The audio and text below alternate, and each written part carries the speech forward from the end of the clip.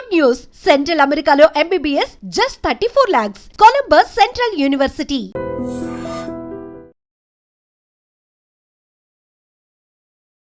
నమస్కారం, welcome to I dream. ధర్మ మార్గం విత్ విజిత కార్యక్రమానికి స్వాగతం.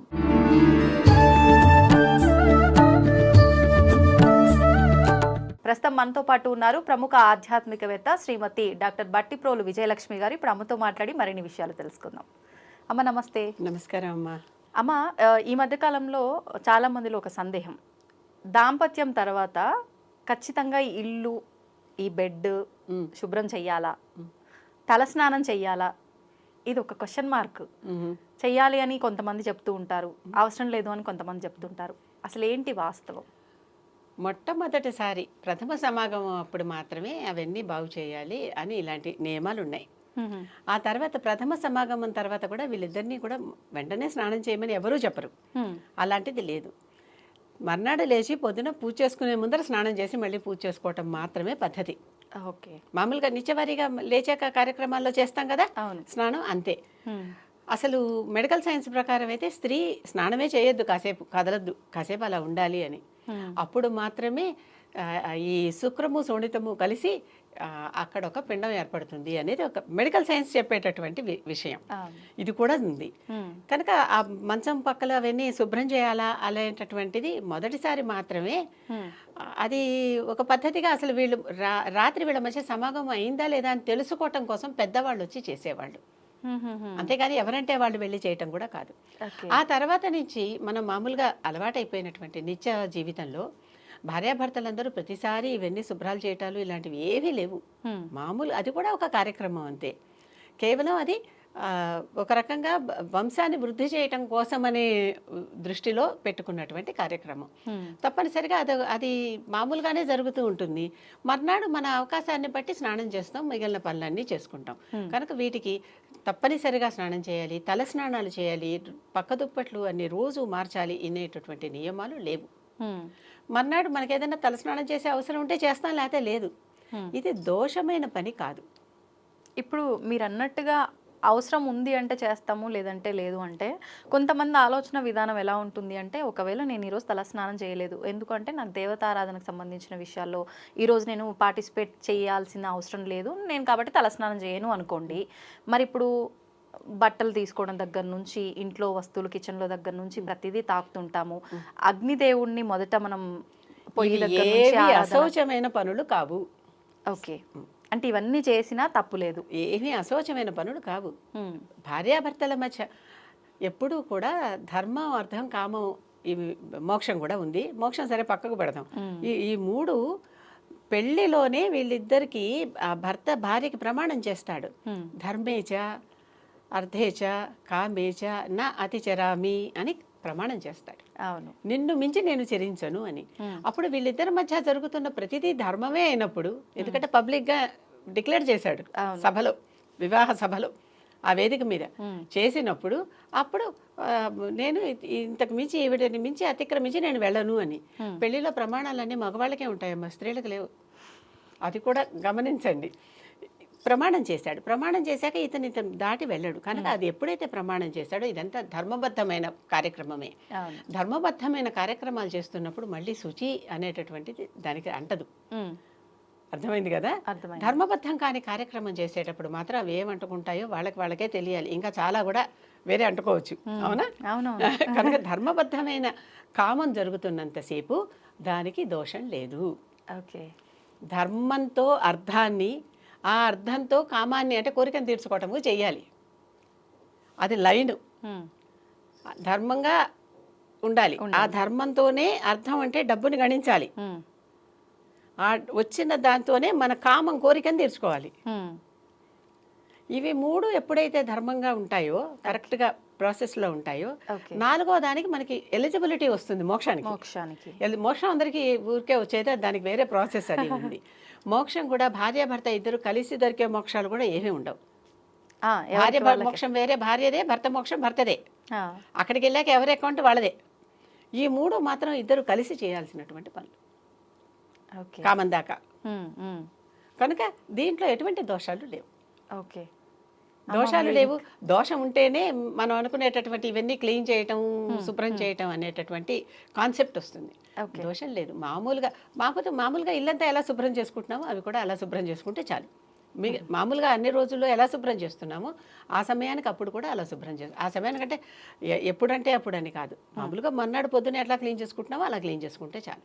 ఓకే. ఇప్పుడు కొన్ని సందర్భాల్లో అమ్మ అంటే బెడ్రూమ్ వరకు క్లీన్ చేయకపోయినా పర్వాలేదు, పూజ రూమ్ వరకు క్లీన్ చేసుకొని మనం దీపారాధన చేసుకున్న నిత్య దీపారాధన సరిపోతుంది అని. అది మన అవసరాలను బట్టి. ఇప్పుడు చెప్పానే పూజ రూమ్ కూడా కర్లే ఇక్కడ క్లీన్ ఉండాలన్నానుగా ఇందాకోసారి. అలాగా అసలు ఇల్లంతా శుభ్రం చేసుకోవాలి, వాకిట్లో రంగుబల్లలు తెరచాలి. అంత అవకాశం ఇప్పుడు లేదనుకుందాం ఈ రోజుటి పరుగు జీవితంలో. కనుక కనీసం పూజ గది వరకు చేసుకోమంటున్నారు. అన్నీ చేసుకోలేకపోయినా భోజనం చేసేప్పుడు చెయ్యి కడుక్కుని అన్నం తింటున్నావా? దీనికి ఉన్న ప్రాధాన్యత తెలిసింది కదా భోజనంలో. అలాగే ఇంటిలో పూజ గది ఒక్కటి శుభ్రం చేసుకుని పూజను కనీసం స్వచ్ఛంగా చేసుకోండి అంటున్నారు. అవును, శుభ్రంగా. అది కూడా అవకాశం లేదు. కనీసం ఆ దేవుడు ఉన్నంత వరకు తుడుచుకోండి అన్నారు. అది కూడా లేదు. ఎక్కడికక్కడ మన ఋషులందరూ ఎంత కరుణతో కృపతో మనకి ఎక్కడికక్కడ మనకి ఎన్ని అవకాశాలు ఇచ్చారమ్మా. నిన్నటి నిర్మాల్యం అంతా తీసేసి క్లీన్ చేసి ఆ నిర్మాల్యం వరకు పక్కన పెట్టి ఇవాళ పూజ చేసుకో అన్నారు. అవును, మరి ఇన్ని చెప్పారే. కనుక ప్రతిదీ పద్ధతి ఒకటి ఉంటుంది. అది చెయ్యలేని వాళ్ళకి ప్రతి చోట లీవేజ్ ఇచ్చారు. కానీ బద్ధకంతో చేయలేకపోవడం తప్పు. అర్థమవుతుంది కదా. అవకాశం లేకపోతే నిజంగా అక్కడ అది లేకపోతే చేయలేకపోతే అది దానికి దోషం అంటదు. ఓకే. కానీ వాళ్ళకి ఇచ్చారు కదా నాకెందుకు ఎవరు అనుకుని మనకు అన్ని అవకాశాలు ఉన్నా మనం చేయకపోతే తప్పు. దేహంలో ఓపిక ఉన్నంత వరకు ఈ దేహం ఎందుకుంది? శరీర మాధ్యం ఖలు ధర్మ సాధనం. తప్పనిసరిగా నిశ్చయంగా ఈ శరీరం ధర్మ సాధన కొరకు మాత్రమే అని చెప్పారు. అవును, అది చెప్పినప్పుడు మరి ఈ శరీరాన్ని వాడాలి కదా. శరీరానికి ఓపిక లేదు, నశించింది, నెమ్మదిగా తగ్గుతాయి అన్నమాట అన్ని. అంతే అంతే. ఒంట్లో ఓపిక లేకపోతే ప్రతి పని కూడా అంతలో చేయాల్సింది ఇంతలో చేయాలని చేస్తాం కదా. ఇప్పుడు 100 మంది ఇంట్లో ఉంటారు, 100 మందికి చేస్తాం. ఒకసారి 10 మందికే చేస్తాం, ఒకసారి 2కే చేస్తాం, ఒకసారి ఒక్కళ్ళకే చేస్తాం. తగ్గిస్తుంటే రావట్లా. అవసరాన్ని బట్టి అక్కడున్న అవసరం ఎలా ఉందో చూసుకుని దాన్ని బట్టి మన ఓపికను బట్టి అంతే. అంతేగాని ఈ నియమాలన్నీ పెట్టుకుని ప్రతిసారి ఇదంతా అవటం వల్ల చాలామంది ఈ మధ్య అసలు పిల్లల్ని కనటం మానేయటం, భార్యాభర్తలు కలవటం మానేయటం కూడా చాలా విపరీతంగా జరుగుతున్నాయి. అవునవును. ఎందుకని ప్రతిసారి ఇవన్నీ చేయాలంటే ఎవరికి ఓపికలు ఉండట్లా. అదే కదా. కనుక అలాంటి కొన్ని నియమాలు ఎప్పటికప్పుడు దేశకాలమాన పరిస్థితుల ప్రకారం ఆ సమయాన్ని కొంచెం మనం నియమాలని నిబంధనలని కాస్త తగ్గించుకోవడం తప్పులేదు. అమ్మ, ఈ విధానం అంతా అంటే ఒకప్పటి కాలానికి ఇప్పటి కాలానికి చాలా వ్యత్యాసం ఉంది అంటారు. ఇప్పుడు మీరు చెప్పినట్టుగా అంటే ఇప్పుడు ఈ పరిస్థితులను బట్టే ఈ విధానం ఆచరించాలంటున్నారా? ముందరున్న విధానం కూడా ఈ విధంగానే ఉండేదా? ఎప్పటికప్పుడు పద్ధతులు మారినాయిగా. అప్పుడు కూడా ఇలాంటి పద్ధతులు ఉన్నాయిగా. అప్పుడు కూడా అన్ని అవసరాల వాళ్ళు ఉంటారుగా. అవును, దాన్ని బట్టి కూడా వాళ్ళకి పద్ధతులు మారినాయిగా. అసలు వివాహాలే ఎన్ని రకాలో మీకు తెలుసు కదా. ప్రజాపత్యం నుంచి చివరి రాక్షస వివాహం దాకా ఎన్నున్నాయి. అవును, బోలెడు వివాహాలు, అన్ని రకాలు. ఏది ఏమైనా కూడా ఇవన్నీ కూడా వంశాభివృద్ధి కోసం, తదుపరి సంతానం కోసం, అంటే మన లైనేజ్ కంటిన్యూ చేయటం కోసం, వారసత్వం కంటిన్యూ చేయటం కోసం. దీని మీద అగస్త్యుడు కథ ఒకటి ఉంది. ఆయన పెళ్లి చేసుకోకుండా నేను సన్యాసిగానే ఉంటానంటే పెద్దలందరూ, పితృదేవతలందరూ వచ్చి ఆయనకు పెళ్ళి ఎలా చేయించారు. అగస్త్యుడు నేను పెళ్లి చేసుకోను, ఏమీ నాకు అక్కర్లేదని కమండలం పుచ్చుకుని వనాల్లో తిరుగుతూ తపస్సు చేసుకుంటున్నాడు. అటు ఇటు ఒక చోట ఉండడు కదా సన్యాసి, ఎప్పుడు తిరుగుతున్నాడు, చేసుకుంటున్నాడు. ఒక చోట ఒక చెట్టుకు వేలాడి బోళ్ళంతమంది వేలాడుతూ తలకిందులుగా దీనంగా కనిపిస్తున్నారు. వాళ్ళందరినీ చూసి ఏమన్నా ఉద్ధరిద్దాం వాళ్ళని, నేను నాకేవో ఇప్పుడు సన్యాసం చేశాను, తపస్సు ఓ శక్తి ఉంది కదా అని చెప్పి దగ్గరికి వెళ్ళాడు. వెళ్ళి అసలు ఎవరమ్మా మీ అందరూ ఎందుకు ఇలా వేలాడుతున్నారు, ఏమైంది, మీ కష్టం ఏంటని అడిగాడు. మేమందరం నీ పితృలోకంలో ఉన్న పితృదేవతలు, నీ ముందర తరాల వాళ్ళం. నువ్వు పెళ్లి చేసుకునే సంతానాన్ని కనలేదు కనుక మాకు ఈ దౌర్భాగ్యం బట్టి ఇలా వేలాడుతున్నాం అని వాళ్ళు అగస్త్యుడికి చెప్తారు. చెప్తే అప్పుడు అగస్త్యుడు చూశాడు, గ్రహించుకున్నాడు. రైటే, మొదటి నుంచి అసలు తప్పనిసరిగా ప్రతివాడు తన తర్వాతి తరానికి మొదలుపెట్టి వెళ్ళాల్సిందే. నెక్స్ట్ తరం వాళ్ళని జనరేట్ చేసి వదలాల్సిందే. ఓకే. అలా లేకుండా నేను ఇలాగే ఉంటానని ముందర నుంచి ఇలా అనుకున్నాను కనుక వాళ్ళకి నష్టం కలుగుతుంది, వాళ్ళకి కష్టం కలుగుతుంది ఈ పితృదేవతలకి. ఓకే. అప్పుడు ఎలాంటి అమ్మాయి కావాలి, ఎటువంటి లోపం లేనటువంటి ఆవిడ పేరు లోపాముద్ర, అగస్త్యుడి భార్య పేరు. ఎటువంటి లోపం లేని ఒక బొమ్మను తనే తయారు చేసుకున్నాడు.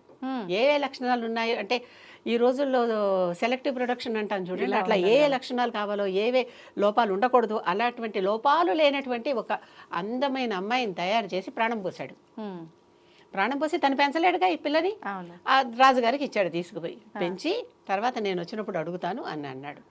ఆ పిల్ల పెద్దదైంది, పెళ్లి వయసుకు వచ్చింది. ఇప్పుడు ఇతను వెళ్ళి అమ్మాయి నాకు ఇచ్చి పెళ్లి చేయమన్నాడు. పెళ్లి చేయమంటే రాజు అన్నాడు, రాజరికంలో పుట్టింది అంటే ఇక్కడ పెరిగింది, రాజకుమార్తెలాగా పెంచుకున్నాను, నువ్వేమో అడవుల్లో అక్కడ ఇక్కడ తిరిగేటటువంటి వాడివి, పన్నశాలలో ఉండేవాడివి, నీకెలా ఇచ్చి పెళ్లి చేస్తాను అంటాడు. ఆవిడ అడుగు, ఆవిడ పెళ్లి చేసుకోనంటే వెళ్ళిపోతాను అంటాడు. లోపముద్రకి తెలుసు కదా చేసుకుంటానని. అప్పుడు పెళ్లి చేసుకున్నారు. వీళ్ళ సంతానాన్ని కానీ పితృదేవతలను ఉద్ధరించారు. ఇది అగస్త్యుడు కదా. ప్రతి చోట మనకి ఇవన్నీ పురాణ ఒకప్పుడు జరిగినవే ఉన్నాయి. ఆ జరిగిన వాటి నుంచి మనం నేర్చుకోవాలి. కనుక ఇప్పుడు చాలా మంది కొత్త థియరీ వింటున్నాను. ఒకప్పుడు నేను పీకా సిండ్రోమ్ అనేదాన్ని, parents in India children abroad, PICA. చాలా మంది అలాగే. ఇప్పుడు కొత్తగా డింక్ సిండ్రోమ్ట, డబుల్ ఇన్కమ్ నో కిడ్స్. అవును. మరి తర్వాత జనాభా ఎలా పెరుగుతారు, ప్రపంచం ముందరికి ఎట్లా వెళ్తుంది? అవును కదా. ఎప్పుడు కూడా మనం తర్వాత తరానికి ఈ చక్రాన్ని కొంచెం తోస్తే వాళ్ళు ఇంకొంచెం దోస్తారు, ఎవరైనా అంతే. లేకుండా ఎట్లా? ఎవరికి వాళ్ళు మేము పిల్లల్ని కనం, మేము పెంచం, మాకేం వద్దు, మా సౌఖ్యము మా సుఖమే మాకు చాలు అని అనుకునేటటువంటి వాళ్ళు వస్తే అసలు ప్రపంచం ముందరికి ఎట్లా వెళ్తుంది? అవును. కనుక ఇది తప్పనిసరిగా ప్రతి వాళ్ళు దాంపత్యంలో చూసుకోవాల్సిన విషయమే. మన బాధ్యత ఏంటంటే వివాహంలో చేసేటటువంటి ప్రమాణాల్లో కూడా మన ఇద్దరం కలిసి ఈ వంశాన్ని ఉద్ధరిస్తాం కాక అని చెప్తారు. చక్కగా ఎప్పుడైనా ఈ వివాహం చేసే పురోహితుడిని పిలిచి ఆ మంత్రాలన్నీ వాటికి అర్థాలు చెప్పించుకుంటే అందరికీ తెలిస్తే మంచిది. వాళ్ళు ఏదో సంస్కృతంలో గంటసేపు చదివేస్తారు, వాళ్ళు మమ్మ అంటే మమ్మ అంటారు, ముక్కు పట్టుకో అంటే ముక్కు పట్టుకుంటారు, వెనకేయి అంటే వెనకేస్తారు, ముందుకేయి అంటే ముందుకేస్తారు, అంతే కదా. అంతే. అలా కాకుండా ఆ ముఖ్యంతో పట్టుకుంటున్నాం, ప్రాణాయామం కోసం పట్టుకుంటున్నాం, ముక్కు మూసుకోవటానికా? కాసేపు ప్రాణాయామం చేయండి, నిలకడగా కూర్చోండి అని చెప్తున్నారు. అది ఆయన చెప్పడు, వీళ్ళు చేయరు. అంతే. ముక్కు పట్టుకో అంటాడే కానీ అసలు అక్కడ ఏం చేయాలనేది ఆయన చెప్పడు కదా. ఈ తంతులో జరిగేటటువంటివి తెలుసుకుంటే, లేకపోతే వీటికి విపరీతార్థాలు తీసి కొంతమంది అధర్మీయులు వాటి గురించి వేరే చెప్తున్నారు. అవన్నీ నివారించినట్టు అవుతుంది కదమ్మా. కనుక అది కూడా అవసరమే. మన సంస్కృతంలో ఉంటే సంస్కృతమే, ఆ రోజుల్లో భాష అదొక్కటే, అందుకని అక్కడ చెప్పారు. ఇప్పుడు ఇంగ్లాండ్కి వెళ్ళి ఇక్కడ తెలుగు వినిపించట్లేదు, సంస్కృతం వినిపించట్లేదు అంటే వినిపిస్తుంది, అక్కడ ఇంగ్లీష్ ఒకటే వినిపిస్తుంది. అంతే. అలాగే ఆ రోజుల్లో మనకి సంస్కృతం ఒకటే భాష, అదే వినిపించింది. అది కూడా సంస్కరించబడిన భాష కనుక సంస్కృతం. అంతకుముందు ప్రాకృతం ఉండేది, ప్రాకృతం, పైశాచి, చాలా భాషలు ఉన్నాయి. వాటిలన్నిటినీ సంస్కరించి అంటే మోడిఫై చేసి చక్కగా వాటిని సరిదిద్ది తప్పులు లేకుండా సంస్కృతం అనే భాషని తీసుకొచ్చారు. ఆ సంస్కృతం అనే భాష మనకి ఇప్పుడు పాత భాష అయిపోయింది కదా. అమర భాష అంటారు, ఎప్పటికీ మరణం లేని భాష దానికి పేరు. ఇప్పుడు మనం ఏదైతే సాంస్క్రిట్ అంటున్నామో అది సంస్కృతం, ఇంగ్లీష్ లో సాంస్క్రిట్ అయింది, అది అంతే.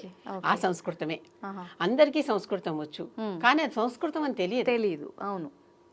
మొన్న ఎవరికో నేను సంకల్పం చెప్తుంటే ఇది సంస్కృతం తెలుగు అనుకుంటున్నానే అన్నారు. అర్థమైందా? మేరోర్ దక్షిణ దిగ్భాగే శ్రీశైలస్య వాయువ్య ప్రదేశే, లేకపోతే ఇలాగే భరతవర్షే భరతఖండే, ఇలాంటివన్నీ చెప్పుకుంటుంటే ఇది సంస్కృతమా అంటున్నా. మరి ఇంకే అంటే దాన్ని కూడా మనకి తెలియదు. అంత మనల్ని కప్పేశారు, నేర్చుకోకుండా, తెలుసుకోనియకుండా చేశారు. దాని నుంచి బయటకు రావాల్సిందే. కనుక స్వాతంత్రం ఊరికే రాదమ్మా, మనం తెచ్చుకోవాలి, అంతే. స్వేచ్ఛను మనం వాడుకోవాలి. కనుక ఈ దంపతులందరూ కూడా గ్రహించవలసింది ఏంటంటే తర్వాత జనరేషన్కి మనం పిల్లల్ని ఇవ్వాల్సిందే. ఏ జెండర్ అయితే ఆ జెండరు, అంతే. మళ్ళీ జెండర్ సెలక్షన్ కూడా వద్దు, అది సుప్రీం గాడ్కి నేచర్ వదిలేయండి.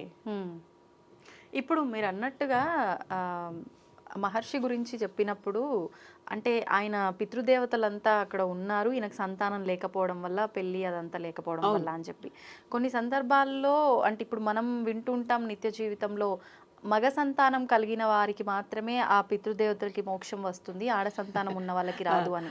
ఇది ఒక దురూహ, అంటే ఒక అపోహ. ఆ, మగ సంతానం కలిగిన వారికి ఈ మనం వెళ్ళంగానే మనకి ఏదో వాళ్ళ కార్యక్రమాలన్నీ చేస్తారు. అవును.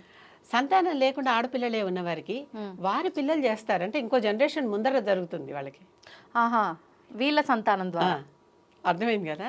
అందుకనే అలా లేని వారికి ఆ తర్వాత కూతుళ్ళకి కొడుకులు ఉంటే వాళ్ళతో చేయిస్తారు.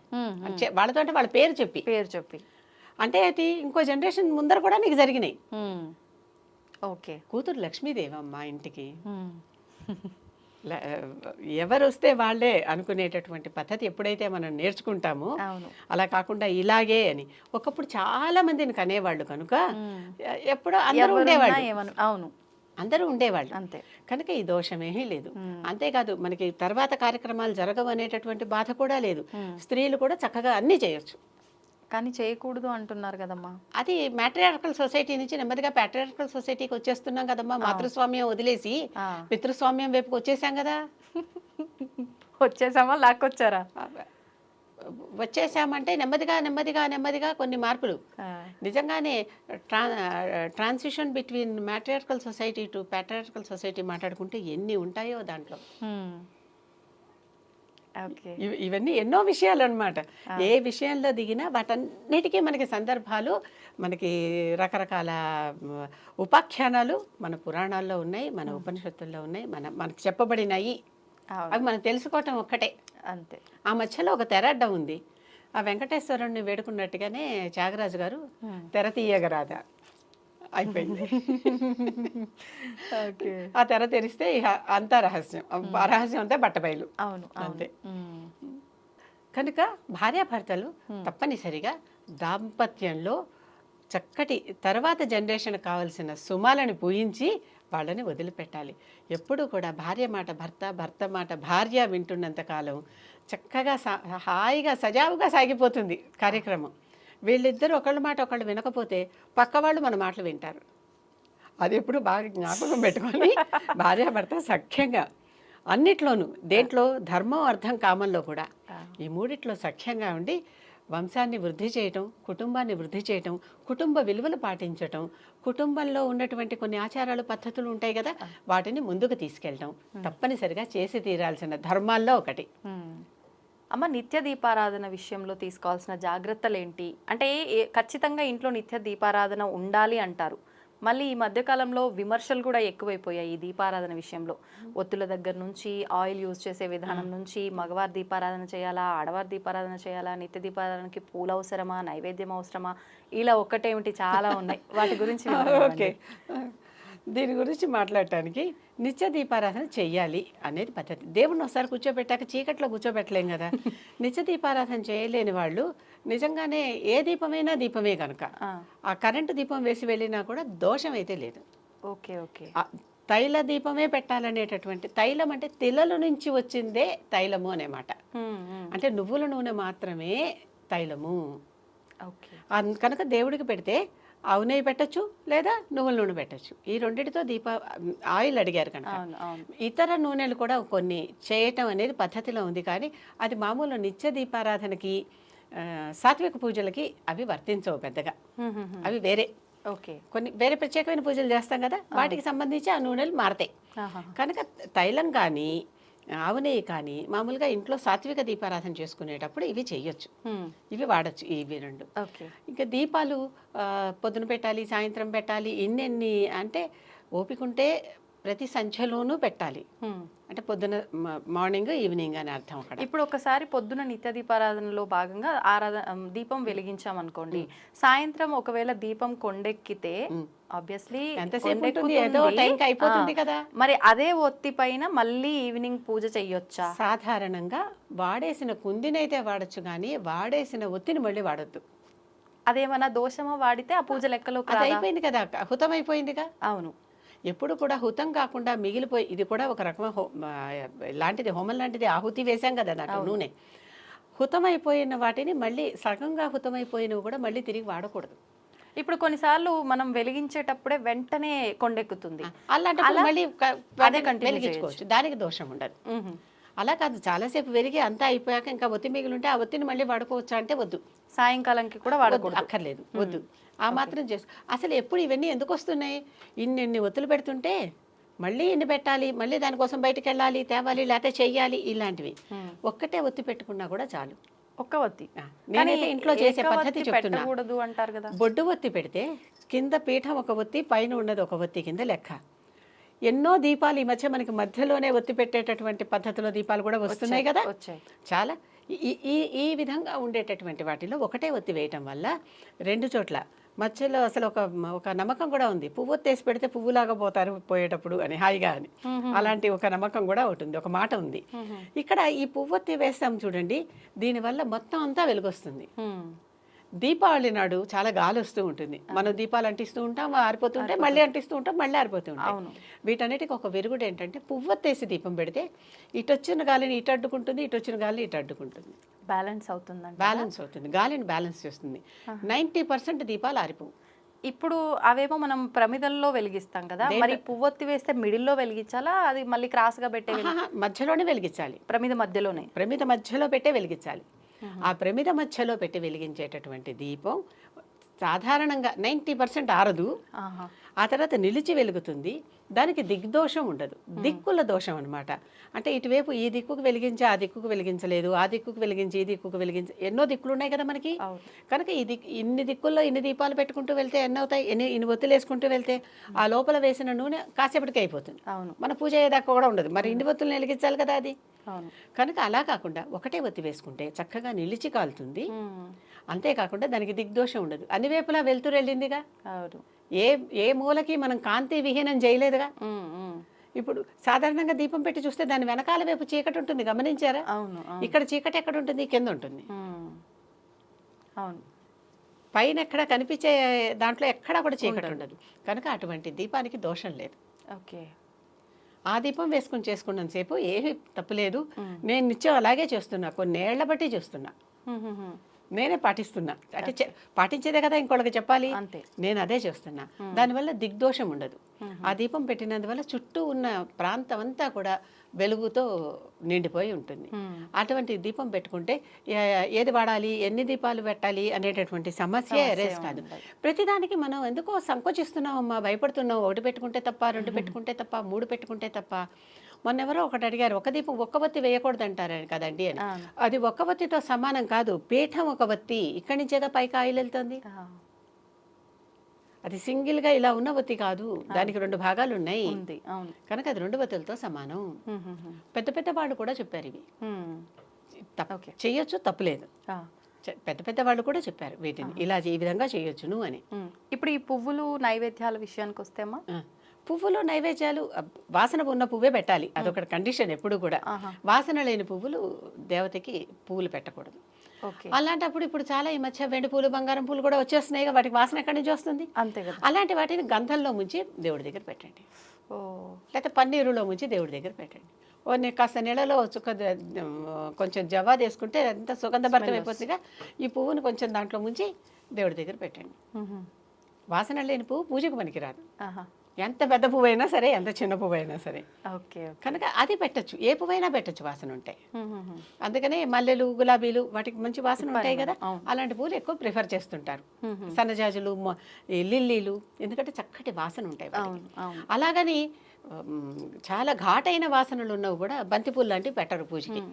అవును, బంతిపూలు గుమ్మాలకు కడతారు కానీ బంతిపూలు పూజకి, డెకరేషన్ కి, గుమ్మాలకి వాటికి వాడతారు. ఎందుకంటే బంతి పువ్వు ఘాటుగా ఉంటుంది వాసన. అవును, వీటి వాసన వేరు, వాటి వాసన వేరు. కనుక ఇలాంటి పువ్వులు ఏది వాడాలి అంటే ఇది నియమం. ఒత్తులు ఎన్ని వేయాలి అంటే అది నియమం. ఏ నూనె వాడాలి అంటే నువ్వుల నూనె మాత్రమే వాడాలి, లేదా ఆవు నెయ్యి వాడాలి. ఇప్పుడు మనకు మార్కెట్లో దీపారాధన ఆయిల్స్ దొరుకుతున్నాయి కదా, అది వాడకూడదు అంటారు. వాళ్ళు ఈ దీపారాధన ఆయిల్స్ వాళ్ళది నేను చూశాను, దాని మీద వాళ్ళు దాంట్లో రకరకాల ద్రవ్యాలు కలిపి ఇవన్నీ కూడా కలుపుతున్నాం, ఇది ఈ దేవతకి, ఇది ఈ దేవతకి, ఇది లేకపోతే ఇది ఈ కారణానికి, ఇది ఈ కారణానికి అని అమ్ముతున్నారు. అది వాళ్ళ వ్యాపారం అంతే. కాకపోతే మనకు అవసరాలన్నీ ఉన్నాయా అనేది కూడా చూసుకోవాలి.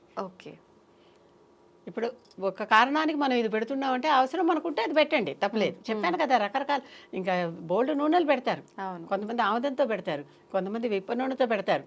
ఇలా ఇవన్నీ ఆముదంతో కూడా దీపారాధన పెడతారు. చాలా పల్లెల్లో నేను చూసా ఓకే. ఆముదంతో పెడతారు. వాళ్ళు చేసేదన్నీ ఏంటంటే వాళ్ళకి ఏది అంటే ఇంట్లో అవైలబుల్గా ఉందో అవును. అదొకటి. ఆ తర్వాత వాళ్ళు వంశ పారంపర్యంగా ఏది ఆచరిస్తున్నారు అదొకటి. ఆముదంతో పెడితే దీపం ఆరిపోదు ఎంతసేపటికి. చాలా జిడ్డు ఎక్కువ కదా, తొందరగా నిలిచి వెలుగుతుంది. దీపం ఆయిల్ కూడా కొండెక్కదు అది, అంటే అయిపోదు. అవును, చాలా థిక్గా ఉంటుంది, దాని థిక్గా ఉంటుంది కదా ఆయిల్. కనుక ఇలాంటి అవి కూడా చేస్తారు. ఇవి కూడా నేను చూసా. ఇంకా రకరకాల నూనెలు అన్నీ ఆ ప్రత్యేకమైన ప్రవృత్తి గల దేవత కోసం ఆ నూనెలన్నీ వాడతారు. ఓకే. అదే ఈ నూనెల విషయం, ఒత్తుల విషయం, పూర్తిగా ఇదే విషయం. పువ్వులు కూడా ఆ సువాసన వచ్చే పువ్వులు మాత్రమే వాడాలి, అమ్మవారికి పెట్టాలి. మనం పెట్టుకుంటున్నామా, పెట్టుకోవట్లేదు కదా. ఎప్పుడూ కూడా మనమే దేవత అనేది గ్రహించుకోండి. అంటే అంత స్వచ్ఛంగా మనం కూడా కావాలి. ఒక్కసారిగా ఆ లెవెల్కి రాము, నెమ్మదిగా వస్తాం. కానీ ఎప్పటికైనా చేరాల్సిన గమ్యం అదే. అంతే, ఎప్పటికైనా చేరాల్సిన గమ్యం అదే.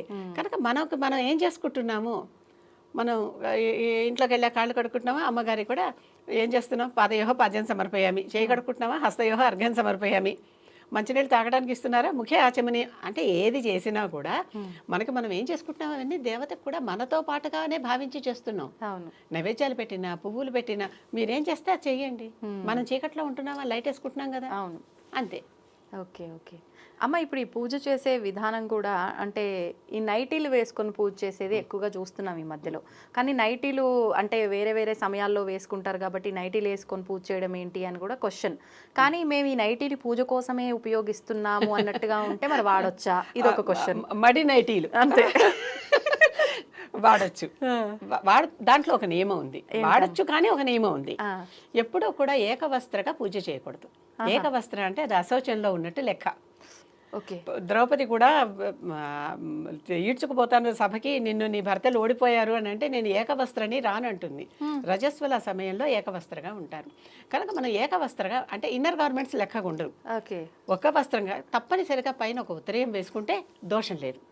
ఆ తర్వాత కింద పైన తేడా చూపిస్తూ అది కనుక నడుం కట్టుకుంటే ఇంకా దోషం లేదు. ఓకే. ఓకే, అర్థమైందా? అర్థమైంది. ఒకప్పుడు పైనుంచి కింద దాకా ఒకటే చీరలే ధరించాం కదా, ఇప్పుడు కదా ఈ కుట్లు బట్టలు వచ్చాయి రకరకాలుగా. అవునా? కనుక దానికి వేసుకోవచ్చు అంటే వేసుకోవచ్చు, కానీ ఈ నియమం పాటించాలి. ఇప్పటికి కూడా కొంతమందికి పైన ఉత్తరీయం వేయటం పురుషులకి లేకుండా వాళ్ళు అలా ఉంటే ఉండనివ్వట్లేదు. అవునా? తప్పు ఉంటాలి, వేసుకోవాలి అని.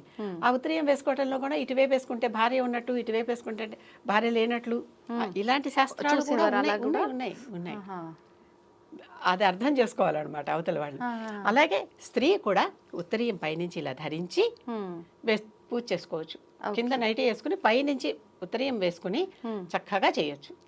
లేదా ఉత్తరీయాన్ని నడుంకి బిగించి కట్టి పూజ చేసుకోవచ్చు, దోషం లేదు. అంటే ఇప్పుడు నేను అడిగిన దాంట్లో 2 రకాల నైటీల గురించి అడగాల్సి వచ్చింది. అంటే మనం రెగ్యులర్గా వాడే నైటీ శుభ్రం చేసిన తర్వాత వాడేది ఒకటి, పూజ కోసమే ప్రత్యేకంగా కేటాయించింది ఒకటి. ఎటువంటిదైనా మనం వాడొచ్చా? ఏదైనా వాడచ్చు. చక్కగా ఉతికి శుభ్రంగా ఉన్నటువంటి ఏ బట్టనైనా కట్టుకోవచ్చు. ఓకే. ఉతికి శుభ్రంగా ఉన్నది ఏ బట్టనైనా కట్టుకుని, అంటే దానికి అశౌచం అంటకుండా చూసినటువంటి బట్ట, అర్థమవుతుంది కదా, అలాంటి బట్టని ఏదైనా ధరించవచ్చు పూజకి చేసేటప్పుడు. కానీ తప్పనిసరిగా ఈ నైటీలకి ఇలా కట్టుకోవటం కానీ, మీద బల్లబాటు వేసుకోవటం కానీ. ఇప్పుడు ఈ చీర జాకెట్తో చేస్తే 2 వస్త్రాలు మనకి పైనే కనిపిస్తున్నాయి, కనుక దోషం లేదు. ఇప్పుడు మీరున్న ఆహార్యంలో కూడా పైన మీకు చున్నీ ఉంది, దానికి ఏ దోషము లేదు, చక్కగా చేసుకోవచ్చు. ఓకే. ఈ చిన్న చిన్న విషయాలు మాత్రం దృష్టిలో పెట్టుకుంటే సరిపోద్ది. నైటీ అయినా పర్వాలేదు, ఏకవస్త్రగా ఉండకూడదు. మరి ఇప్పుడు ఈ పూజ చేసే విధానం అంతా మాట్లాడుకున్నాం, ఏమేమి వాడాలి, ఏమేమి వాడకూడదు, ఎలా చేయాలి. మగవారే చేయాలి, ఇంటి యజమాని కాబట్టి ఆ ఫలితం అందరికీ వస్తుంది. స్త్రీలు చేస్తే అది వాళ్ళకు మాత్రమే వస్తుంది అని ఈ మధ్యకాలంలో వింటున్నాం. ఇది ఎంతవరకు? ఈ మధ్యకాలంలో కాదు, అది నిజమే. ముందు నుంచి ఎప్పటి నుంచో, త్రేతాయుగం నుంచి వాల్మీకి కథ కూడా అదే. ఓకే. అతను చేసే దోషాన్ని ఇంట్లో వాళ్ళు ఎవరు తీసుకోరుట, అతను తెచ్చే ద్రవ్యం మాత్రం ఇంట్లో అందరూ వాడుకుంటారట. అది తెలిసాకే వాల్మీకి ఈ ఇల్లు సంసారం వదిలేసి తపస్సుకు వచ్చేసాడు అనమాట. ఆ కథలో అప్పటి నుంచి కూడా చెప్తా ఉన్న కథ ఇది. ఇంటి యజమాని చేస్తే ఇంటిలి పాదికి అది చెందుతుంది. అందుకనే గుడిలోకి వెళ్ళినప్పుడు కూడా గోత్రనామాలు అవి చెప్పుకునేటప్పుడు వాళ్ళ గోత్రము ఆ నామం చెప్పాక ధర్మపత్ని సమేతస్య, అవును. భార్య పేరు చెప్పాల్సిన అవసరం లేదు. సకుటుంబస్య సబాంధవస్య అనే అంతే తప్పితే ఒక్కొక్కళ్ళ పేరు ఎందుకు చెప్పుకుంటున్నాం అంటే అమ్మో నాకు అటెండెన్స్ పడదేమో అని చెప్పుకుంటున్నాం అనమాట, అంతే. నిజంగానే పేరు చెప్పాల్సిన అవసరం అయితే ధర్మపత్ని ఈవిడేగా, పక్కనే ఉందిగా, నా ధర్మపత్నితో కలిసి ఫలానా ఆయన వచ్చి పూజ చేయిస్తున్నాడు నీకు, ఓకే, ఆయన కుటుంబంతో ఆయన పుత్ర పౌత్రులతో కలిసి వచ్చి పూజ చేయిస్తున్నాడు నీకు, ఓకే అని చెప్పటం తప్పేం లేదు. కనుక భర్త చేస్తే అంటే ఇంటి యజమాని మగవాడు చేస్తే ఇంటిల్లిపాదికి దాని ఫలితం వస్తుంది, అది కరెక్టే. ఈవిడొక్కతే చేస్తే ఈవిడకే వస్తుంది. కానీ స్త్రీకి ఉన్నటువంటి ఒక ప్రత్యేకమైన విషయం ఏంటంటే స్త్రీ మాత్రమే ఇంటికి దీపం పెట్టాలంటారు కదా, ఇంటికి దీపం ఇల్లాలి వెళ్ళి విన్నారా? కనుక దీపం చక్కగా భర్త పూజ చేసుకునేప్పుడు అన్నీ చేసి దీపం వెలిగించి ఈవిడిస్తే తర్వాత పూజ ఆయన చేసుకుంటాడు. కనీసం ఆ దీపం వెలిగించే ఏర్పాట్లన్నీ అయినా చేయాలి ఈవిడ. అది చేస్తే అప్పుడు ఈవిడ పాత్ర ఈవిడ చేసి వచ్చేసినట్టు అనమాట. అవును. తర్వాత ఇదివరకు నిత్య అగ్నిహోత్రం ఇవన్నీ ఉండేవి, కొన్ని పురుషులు మాత్రమే చెయ్యాలి అనేటటువంటి ఉండేవి. స్త్రీలకి కుదిరేది కాదు, ఎందుకంటే కుటుంబం ఉంది, సంసారం ఉంది, పిల్లలు ఉన్నారు, ఇంతమందికి వండి పెట్టాలి, ఈ పిల్లలకి ఎన్నో పనులు వాళ్ళు చెయ్యాలి, అలా ఉండేవి. కనుక దీనిని పురుషులకు విధించారు. ఇది అంటే పంచుకోవటమే డ్యూటీలని, వీళ్ళు చేస్తే తప్పు వాళ్ళు చేస్తే ఒప్పు అని కాదు. ఇప్పుడు దానివల్ల ఏమవుతుంది, స్త్రీలు చేస్తే వీళ్ళకొక్కళ్ళకే వస్తుంది అంటే పాపం వాళ్ళకు కూడా రావద్దా, కనుక వాళ్ళని కూడా చేయటం. వాళ్ళు లేనప్పుడు ఏం చేస్తారు, వీళ్ళు ఒక్కళ్ళే కదా చేస్తారు. అవును. కనుక ఎటు చేసినా కూడా ప్రతిదానికి మనం ఇంత డ్వెల్లింగ్ చేస్తూ ఉంటే అసలు భక్తి శ్రద్ధ వెనకబడిపోయి నువ్వు చేయాలా నేను చేయాలా అని వాటాలు వంతులు వచ్చేస్తున్నాయి. కనుక అసలు దేవుడికి దీపం వెలిగించడం ఎందుకు, అజ్ఞానం నుంచి కాస్త వెలుగులోకి రావటం కోసం. చీకటిని అజ్ఞానంతో పోలుస్తాం, వెలుగుని జ్ఞానంతో పోలుస్తాం. కనుక అక్కడ చీకటి పోయి ఆ వెలుగు రావటం కోసం దీపం వెలిగిస్తున్నాం. ఆ దీపం వెలిగించేది ఇంటికి దీపం ఇల్లాలి, అందుకే దీపం పెట్టేవాళ్ళు కూడా ఇంట్లో లేరు అంటారు. చాలా మంది ఉంటారు ఇంట్లో, ఎంతమంది ఉన్నా ఇల్లాలు ఉంటేనే దీపం పెడుతుంది. అంటే ఇల్లాలు పెట్టిన దీపం ఇంటికి వెలుగు. ఆ తర్వాత భర్త కూర్చుని మిగిలిన పూజలన్నీ చేస్తాడు. కనుక భార్య తన బాధ్యతగా పూజకు కావాల్సిన ఏర్పాట్లన్నీ చేసి అక్కడ దీపం పెట్టుకోవటానికి పువ్వులు అన్ని పూజా ద్రవ్యాలన్నీ అక్కడ పెట్టి భర్తకి కూర్చోబెడితే భర్త మిగిలింది చేస్తాడు, ఈవిడ మిగిలిన పనులు చేసుకుంటుంది. అంతేగాని నేను అన్నీ చేశాక అప్పుడు వాళ్ళు వచ్చి చేస్తే దేవుడు అది నేను చేయలేను అంటే చేయొచ్చు, కానీ తను చేయాల్సిన ఇతర పనులు ఆగిపోతాయి. ఎందుకంటే ఒకప్పుడు ఇప్పటికీ కూడా పిల్లల రియరింగ్ కానీ వాళ్ళ నరిషింగ్ కానీ చూసేది ఎక్కువగా తల్లే. అవును, ఎన్ని మారినా ఎక్కడైనా. కనుక తల్లికి వేరే బాధ్యతలు ఉంటాయి. అందుకని మరీ వంతులు పోకుండా నువ్వే చేయాలా నేనే చేయాలా అని ఈ మధ్య ప్రతిదానికి అంటే తగాదా పెట్టుకోవటానికి కారణం ఏంటి, కాదేది కవితకు అనర్హం, శ్రీశ్రీ అన్నట్టు కాదేది తగాదాకు అనర్హం, ప్రతిదానికి ఏదో ఒకటి వచ్చేస్తుంది. అలా కాకుండా చక్కగా ఇద్దరు సయోధ్యగా చేసుకుంటే చాలా బాగుంటుంది. అంటే ఇద్దరు ఉద్యోగస్తులు అవ్వటం వల్ల ఓపికలు లేక కూడా అంటే అన్నీ నేనే చెయ్యాలనే భావన ఆడవాళ్ళు ఎక్కువగా వస్తుంది. మరి వీళ్ళు చేస్తే తప్పేంటి అనే ఒక క్వశ్చన్ కూడా రేజ్ అవుతుంది, దానివల్ల గొడవలు. చక్కగా వెళ్ళి మంచిగా అలంకరణగా దీపాలు పెట్టుకోండి, ఇద్దరు ఉద్యోగం చేస్తున్నారు, ఆ మాత్రం డబ్బులు ఉంటాయి కదా, అలంకరణగా దీపాలు పెట్టుకోండి, వెళ్ళి ఒక స్విచ్ వేసి దండం పెట్టుకోండి. సింపుల్. దీపం జ్యోతి పరబ్రహ్మ, ఆ దీపంలో వెలిగే జ్యోతి పరబ్రహ్మట, ఆ దీపానికి దండం పెట్టుకోండి. ఇంటికి కాంతినిస్తున్న దీపానికి దండం పెట్టండి. సాయంకాలం పూట స్విచ్ వేసి దండం పెట్టేవాళ్ళు ఎంతమంది దేవుడికి, ఆ దీపం చూసి ఇలా దండం పెట్టా. మరి అక్కడ దీపం వెలిగినప్పుడు ఇక్కడ నూనె దీపమే ఉండాలి, కరెంటు దీపం ఉండద్దు అనే మాట ఇక్కడ ఎలా వచ్చింది, అక్కడ ఎలా వచ్చింది? ఎందుకు ఒకప్పట్లో కరెంటు లేని టైంలో ఇలా దీపాలకు దండం పెట్టారు, అది రాను రాను రాను ఈ ఎలక్ట్రిక్ దీపాలకు కూడా లైట్ ఆన్ చేయగానే మీరు అన్నట్టు నమస్కారం చేసుకుంటాం కదా. మరి ఇంకే ప్రతిదానికి పూర్తిగా ఒక నియమబద్ధంగా అట్లాగే వెళ్ళాలని అంటే అన్ని చోట్ల జరగదు. అది గమనించుకోవాలి, అంతే. అది గమనించుకోవాలి. ఈ మధ్య చక్కగా సువాసన వచ్చేటటువంటి రకరకాల ఇవి కూడా వచ్చేసాయి. అవునవును.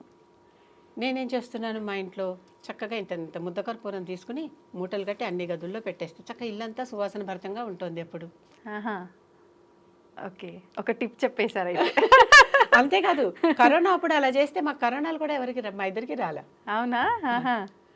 ఇంకెవరు వచ్చే పోయే వాళ్ళు లేరు కదా. అవునవును, ఉన్నది మీ ఇద్దరు. అప్పట్లో చాలా మంది ఆ కర్పూరము ఏదేదో వేసి ఒక లిక్విడ్ కూడా తయారు చేసుకున్నారు. అంటే మెయిన్ అయితే ఇంగ్రీడియంట్ అందులో కర్పూరమే. పచ్చ కర్పూరము, వేపాకు, పుదీనా పువ్వు సంథింగ్ ఏవేవో ఒక 4-5 ఇంగ్రీడియంట్స్. ఎవరు కనిపెట్టిన మందు వారిది. అంతే. అది పనిచేసిందా మంచిదే, వెరీ గుడ్. అవును, అంతే కదా. అవును. నేను ఈ రోజుకి ఎక్కడికి వెళ్ళినా కర్పూరం పెడితే అది ఆ కర్పూరం వాసన వస్తూ ఉంటుంది. ఎక్కడికక్కడ చెడ్డ వాసనలు ఏమన్నా ఉంటే పోతుంది, ఆటోమేటిక్ గా ఫ్రెష్ అయిపోతుంది ఆ ప్లేస్ అంతా కూడా. అవును. మా కార్ తలుపు తెరవండి, మీకు కర్పూరం వాసన వస్తుంది. నేను వేరే కార్ ఫ్రెషనర్స్, రూమ్ ఫ్రెషనర్స్ పెట్టను. Okay, okay. చాలు మనకి మంచి ఏమన్నారు, ధూపం దీపం నైవేద్యం. ధూపం వేయటం వల్ల పొగే కదా వస్తుంది, అవును, వాసనే కదా. ఆ వాసన దీపం వెలుగు కోసం, నైవేద్యం వాళ్ళకి చూపించి మనం తినటం కోసమే. కనీసం 3 ఉపచారాలు అనమాట. ఆ మాత్రం చేసుకోవచ్చని నేను అనుకుంటా. చేసుకోవచ్చు, కాకపోతే మనం కల్పించుకోవాలి. మనసు లేకపోతే ఏవి చేయలేం. అంతే. మనసు ఉంటే ఎన్నైనా మార్గం ఉంటుంది. మనసు దానికోసం మనం ఈ సమయం కేటాయించాలి అనేటటువంటి ఒక ఆలోచన. అది. ఓకే అమ్మ, ఇప్పుడు సమయం కూడా చూసుకోవాలి. ఈ దీపారాధన చేయాలి అంటే పలానా ఈ సమయంలోనే చెయ్యాలి అని చెప్పి అలా ఏమీ లేదు. అలా ఏమీ లేదు. నిత్యం అంటే ఎప్పుడు చెప్పాను కదా, సమయం ఈ సమయమే, ఆ సమయమే, ఇలా పెట్టుకుంటే అసలు ఏ పని కాదు. నిజంగా బయటికి వెళ్ళాలంటే వాళ్ళు ఎవరో తుమ్మారు, వీళ్ళెవరో ఎదురొచ్చారు, లేకపోతే నాకే ఏదో అయింది, ఇలా అసలు ఏది కాదు. దేనికైనా అతి సర్వత్ర వర్జయేత్ అనే సూత్రం గుర్తుపెట్టుకోండి. అతి చేస్తే ఎక్కడా కూడా ఇది పనికిరాదు అనేటటువంటిది ఒక శాస్త్రం ఉంది. ఓకే, ఇది గుర్తుపెట్టుకోవాలి. అతిగా ఏది పోవద్దు, అన్ని పొదుపుగా. ఎక్కడెక్కడ ఒక లిమిట్ ఉండాలి. ఆ లిమిట్ని బట్టే మనం ఏదైనా, ఆ లిమిట్ ఎవరికి వాళ్ళకే తెలుస్తుంది. అవును, నా లిమిట్ ఏంటో నాకు తెలిసినట్టు మీ లిమిట్ ఏమిటో మీరికి తెలుస్తుంది. ఒకళ్ళ లిమిట్ ఒకటి కాకపోవచ్చు. వాళ్ళ శక్తి వేరే కావచ్చు, వీళ్ళ శక్తి వేరే కావచ్చు, వాళ్ళ అవసరాలు, వాళ్ళ సమయాలు వేరే కావచ్చు. అవును. కనుక దానికి దోషం లేదు. కాకపోతే ఒకటి ఏం చెప్తారంటే, పొద్దున పూట చేస్తున్నవన్నీ దేవతా పూజలు, మధ్యాహ్నానికి వస్తున్న కొద్ది పితృదేవతా పూజలు, మళ్ళీ సాయంకాలం పూట అంటే ప్రదోష సమయంలో మళ్ళీ దేవతా పూజలు, ఇంకా అర్ధరాత్రి చేస్తే క్షుద్ర పూజలు, రాత్రి పూజలు అంటే రాక్షస పూజలు. Okay, okay. కొన్ని దేవతలకి రాత్రిపూటే చేయాలి. అవును, తప్పనిసరి. కనుక ఆ దేవతలకు రాత్రిపూటే చేస్తారు. ఎవరు ఆరాధించే దేవత వాళ్ళది. అంతే, అంతే. మన దాంట్లో అంటే మనం ఎవరిని ఆరాధిస్తున్నామో వాళ్ళకి ఏ సమయం అయితే కరెక్ట్ అది దృష్టిలో పెట్టుకొని చేసుకోవాలి అంతే. మామూలుగా నిత్య పూజ అంటే మార్నింగ్ ఏ టైంలో అయినా ఆఫీస్కి వెళ్ళే లోపల చేసేసుకుని వెళ్ళిపోవచ్చు. అంతే. మనం తినేదే పెట్టమంటున్నాం, మనం ఏదో ఒకటి తినే వెళ్తున్నాం కదా. కనుక దేనికి మనం భయపడక్కర్లా. మనకున్న శక్తిని బట్టి మన లిమిట్స్ మనం నిర్ణయించుకుని చక్కగా దేవుణ్ణి నమ్మి, ఆ దేవుడు మన శ్రేయస్సుని ఇస్తున్నాడు మనకి అని గుర్తించి నమస్కరించడమే. అంతేనమ్మా. ధన్యవాదాలమ్మా. తవ్వండి, తవ్వుతున్న శివలింగం. సరే, దాన్ని అట్లా కప్పేసేయండి, చూపించదండి. Krishna is there. మూర్తి పూజ కాదు, సాక్షాత్ బ్రజేంద్ర నందన భగవాన్ ఉన్నారు మూర్తిలో. ఏమీ ఆశించకుండా ఆరాధించే వాళ్ళు కూడా ఉన్నారా ప్రభుజీ? నిజమైన భక్తి అంటే మనకు తెలియదు కాబట్టి